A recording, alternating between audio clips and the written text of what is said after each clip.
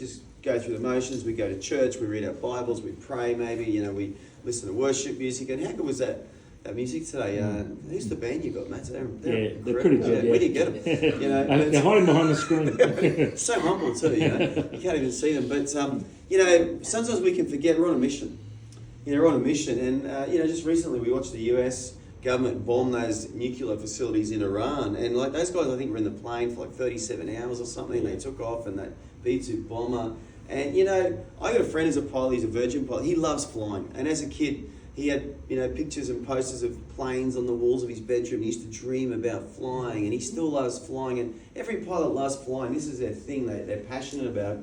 But that day, those guys, they weren't just enjoying flying, and they weren't just enjoying taking selfies if they were even allowed to do that. They weren't enjoying, seeing the sights and the sounds of the world. They were on a mission, and they dropped that bomb in those nuclear facilities, and we hope and pray that it actually worked and that the Iranians will never have a nuclear weapon. But, I just want to remind us today, we're on a mission.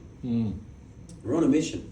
So, will God speak to you? Yeah, He will. Does God love you? Yeah, He does. Can you enjoy great worship? Yeah, you can. Can you enjoy great prayer and fellowship? Yeah, you can.